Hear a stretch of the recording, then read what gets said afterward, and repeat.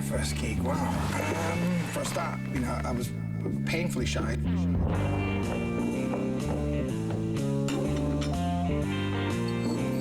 Well, I felt that I didn't want a crowd to sit back and ignore me. So I'd go out and I'd jump on the tables and kick the drinks on the laps, and and people started then remembering who I was.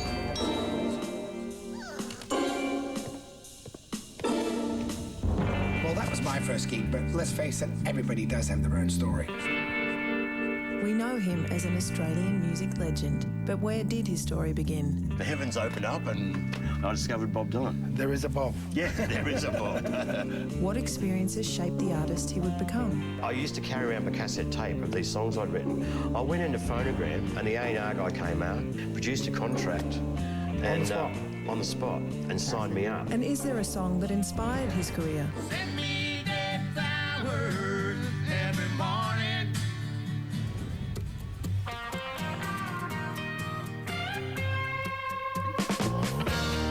Girls on the avenue. Some may say never trust a man who wears sunglasses indoors. For Richard Clapton, the heavily tinted lens before his eyes are genuinely prescribed, but they conveniently add to his mystique, masking the real man living behind them. So enigmatic is Richard Clapton, no one is quite sure of his actual age, and even his name induces speculation. These curiosities are rendered irrelevant, however, when looking at his tremendous contribution to Australian rock and the unwavering respect he receives from his peers. A tumultuous childhood that saw the suicide of his mother led to his mostly absent father, a Chinese doctor, sending Richard away to board at Sydney's Trinity College. It was here the seeds of a future in music were planted. Musically, around your school days, I believe it was a particular teacher. Was it Peter Ware? No, Richard Ware. Peter Ware's brother. Yeah. Unfortunately, he's not with us anymore. Yeah, it was a big influence. And you want to talk about that? Well, yeah, because he was my English master, and that's where I got, the more literate side of my lyrics from. Right. But he just got me into a lot of great writers, Right. Like who? And anybody from Jean-Paul Sartre to J.B. Priestley, and a lot of really great English writers. Some of the more intellectual sort of writers. Was he playing music to you, or were you picking up music from other kids in the class? And my musical beginnings were really interesting, because my whole family was, sort of came out of, were medical people. Right. My father was a doctor. Music and a music career was pretty much frowned on. Right. So it had to be...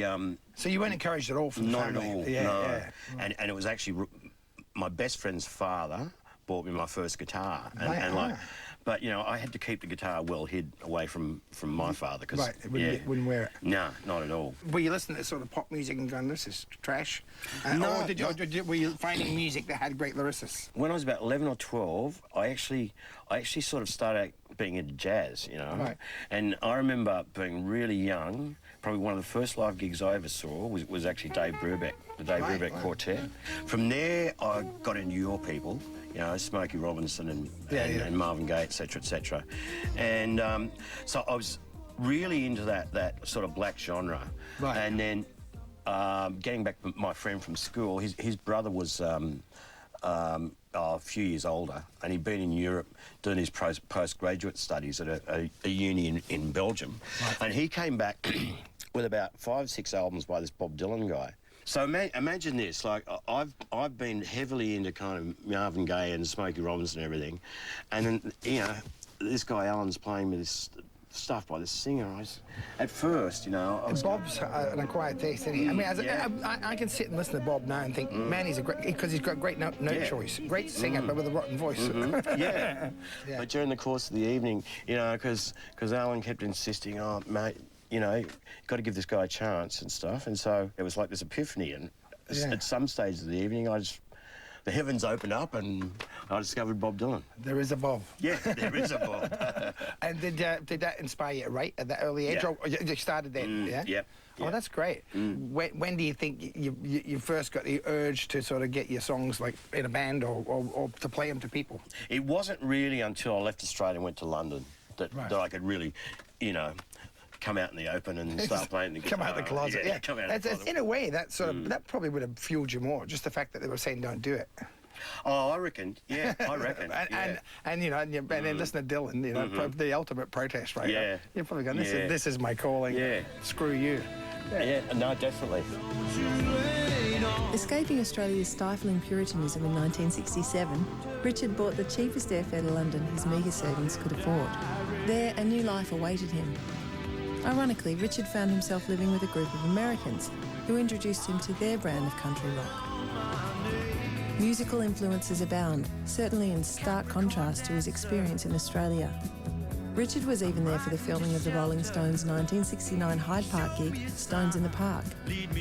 During his time in the UK, Richard was allowed to truly embrace his passion for music, join bands, write songs, and play his first gig. So you know, late '60s, you moved to London. Describe what the music scene was, you know, through your eyes, because you know it was a pretty happening place. Yeah, I mean, not just for music, but any. The entire subculture. It was like the centre of the universe. Right. I mean, like, everybody went there. There was so much going on that you go and see, you know, a great legendary band, like, any night of the week. Yeah. So in those, even in the first couple of years, I saw everyone from Howlin' Wolf to, you know, Syd Barrett and Pink Floyd and all of that. It was great. Were you going to see the Stones? Were the Beatles finishing up? The Beatles were winding up then, of course. Yeah, I never saw the Beatles. Never got to see the Beatles, yeah. But the Stones I've probably seen a half dozen times. But the legendary Hyde Park gig, you were there, tell me. What was it like? How shall I put this? In an unkind sense, atrocious, but in a peace and love and a beautiful sense. And considering they were sort of celebrating the day of the Brian. Yeah. But it was probably one of the most magical events I ever went to. You know, despite the fact that they were pretty wasted and the music was... How close did you get to the stage?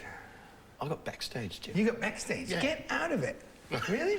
No, because I had a mate who had special connections and got us backstage. Art school. Yeah, all that. So you were going there with the whole intent of, this is it. Yeah. Get into this music scene. Well, no, I was actually a graphic designer. Oh, really? I went to London. There was an art school called St Martin's in the Field. Right. And at that stage, I still sort of wanted to be a graphic designer and go to art school. Right. But I just got slipped more and more into this Bob Dylan sort of fascination or obsession. Were you doing shows in London? Did you start doing shows? Did you get bands together, or was it solo? Yeah, I had this Rough as Guts band from Shepherd's Bush. Where do you reckon was the first real gig, you know, where you felt you were doing something? And getting paid for it. Also where it moved you, where you actually thought, this is actually going to work for me. Well, it was probably the first gig. Probably, what was that called? It was like a university. It was like a dance, and we were just playing at the dance, and you know, that's my first. And it worked. Yeah, we got paid, so I guess it was a professional gig. Well, are you playing your songs? The first song I ever wrote was it'd be absurd now. I don't have a copy of it, but it was about a guy in Savile Row who had a shirt shop called Mr. Fish, and he was murdered. It was a whole, it was just a great mystery and murder mystery. So that was the first song I ever wrote. I mean, and you're playing that in the band? Yeah. Oh, yeah, cool. At some point there, you decided that, you know, London wasn't right for you, and you sort of went on a bit of a trail, you know, through Europe and ended up in Berlin. Yeah, well, what there was led a little you there? hiccup before that. Because the second band I had in London was two Californians and a Canadian. Yeah. And I was so naive in those days.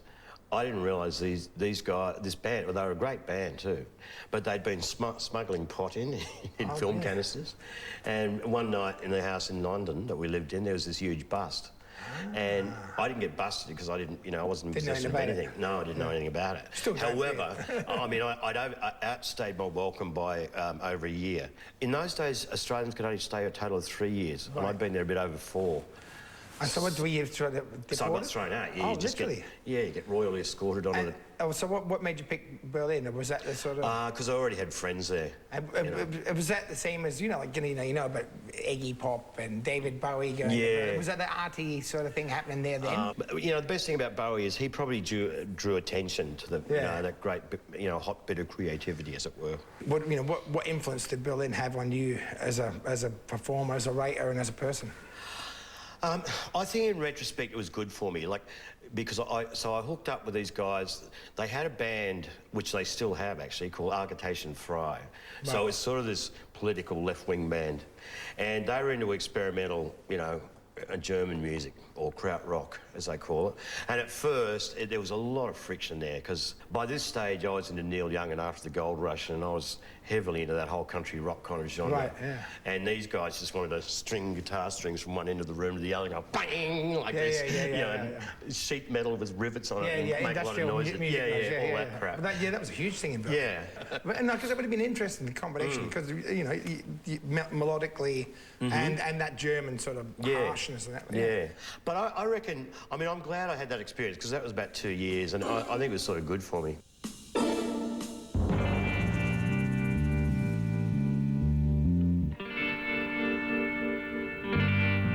You know, let's face it, everybody has their own story. You know, the most significant show for me was the first show that I ever did. And I was in high school, I had this band called The Casualties, and we were just like this little, like, garage band that played. And I've had a lot of jobs, like, in my life, but no one ever, like, clapped for me when I checked their ID at a club. So I just remember that feeling of being appreciated for my music, you know? And as I've grown, I've always judged what we do based on that first show. Like, would the people who first came to my very first show, would they like this record? Would they like this show? Would they like this song?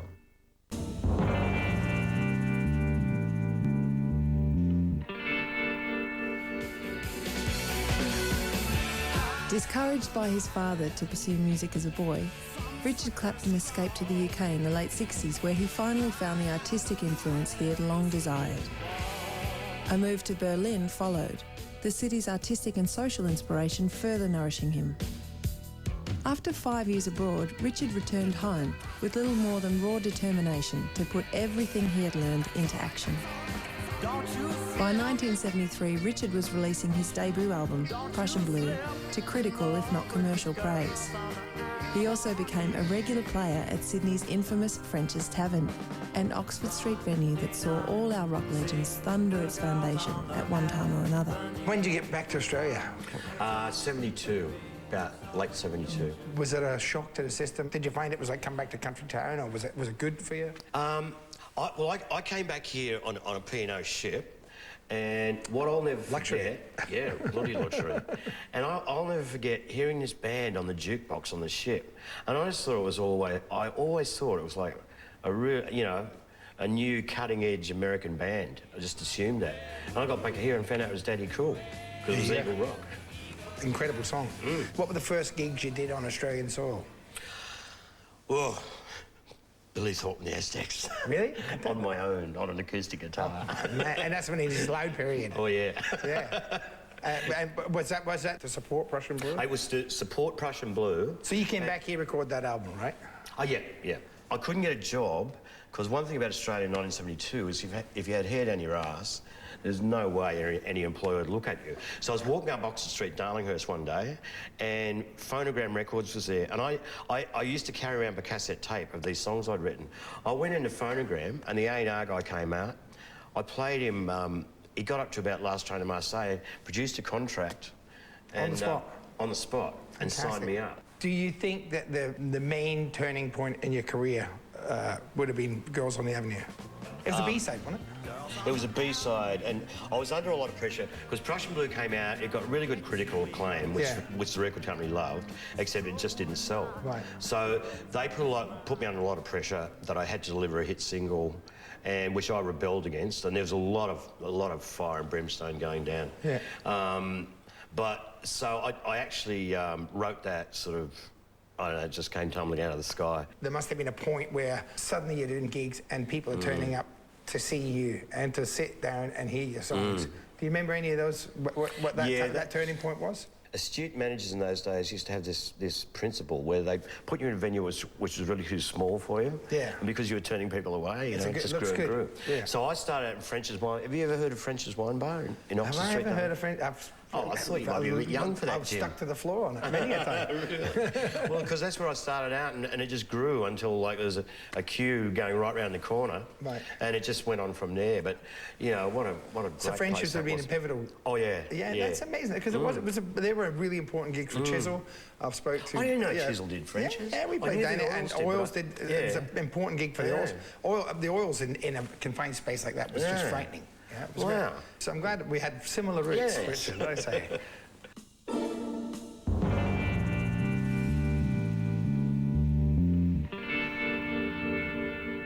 All I remember is the audience erupted, and I got this, like, just standing ovation just for having said the F word on stage. And you were Ralph. And then I was Ralph. my way. And I won't forget to put roses on your grave.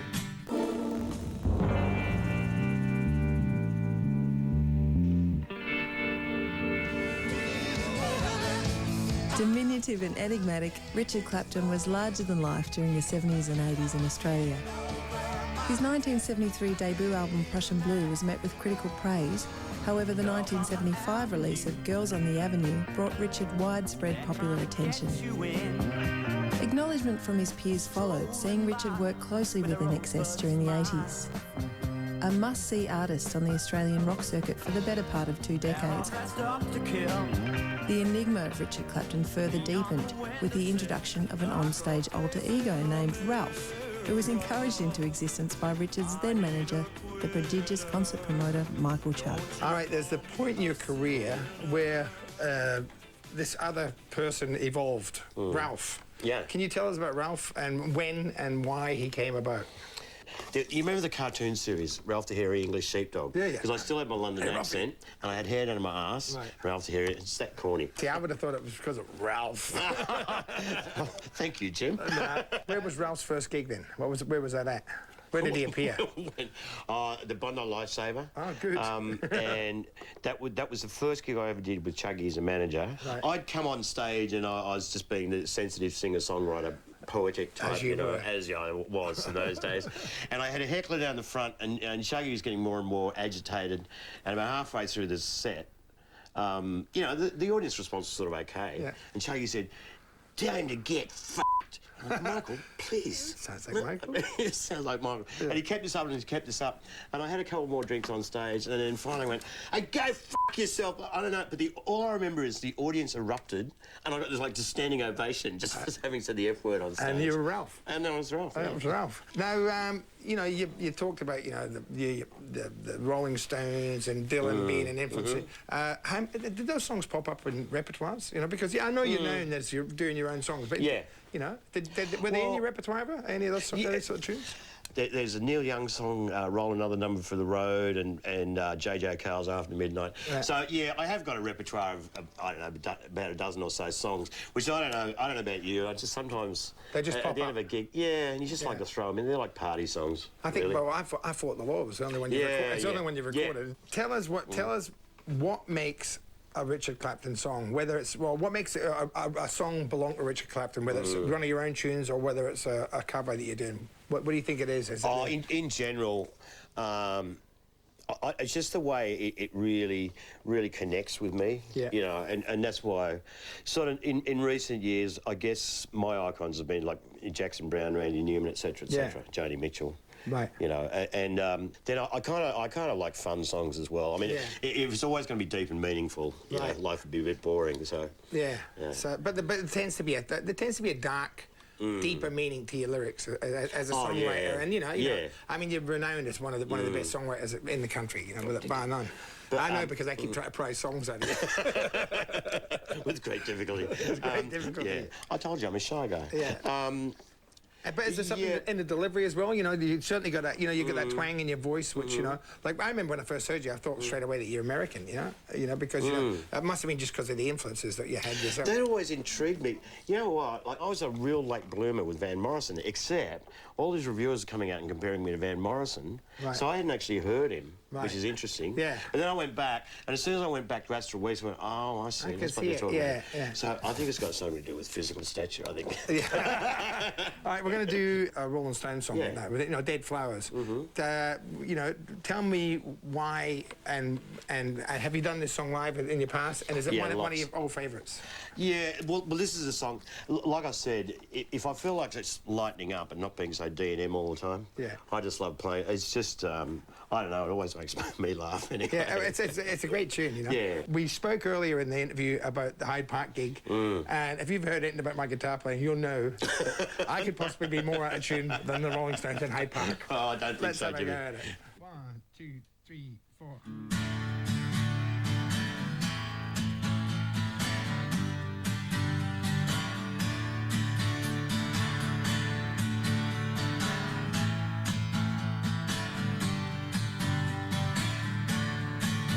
Oh, when you're sitting there in your silk upholstered chair, talking to some rich folk that you know.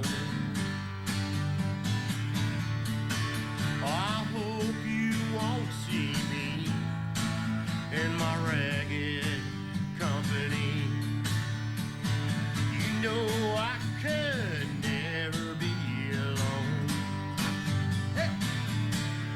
Take me down, little Susie, take me down.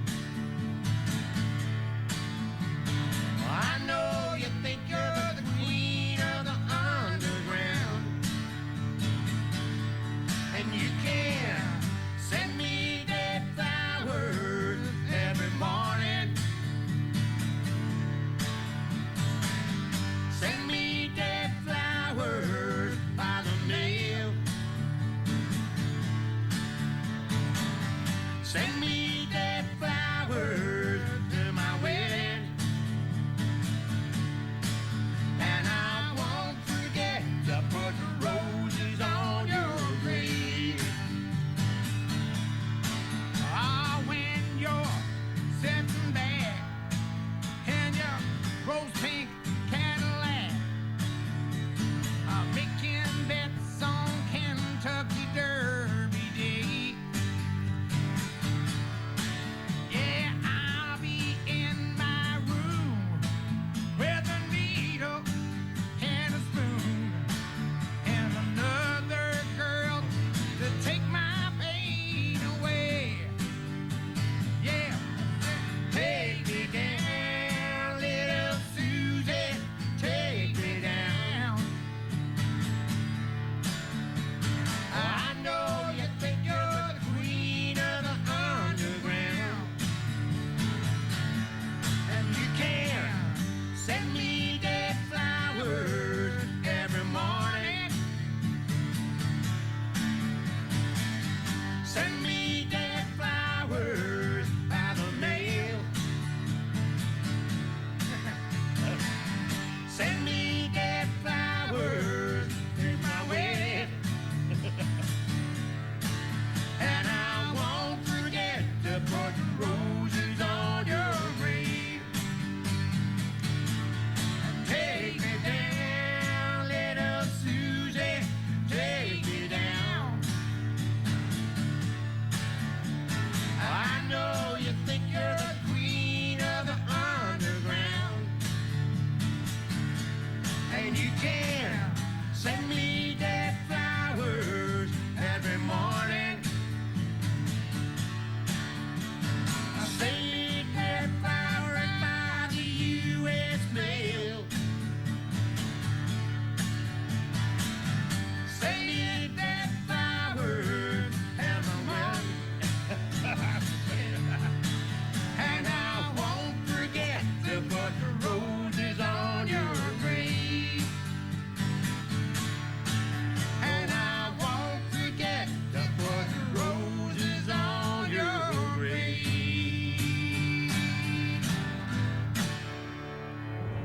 Played like your first gig, Ralph.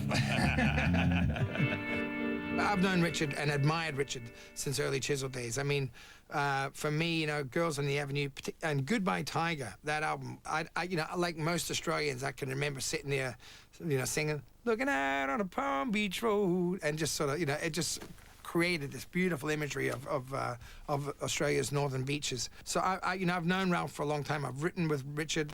I've sang on his albums. He's come and we've done gigs together. I sang backups on a couple of, you know, I'm an Island and a couple of other songs. And he's an incredible songwriter. You know, he's one of my dear friends, and we don't get to spend enough time together. So the show allowed me to spend some time with one of my mates.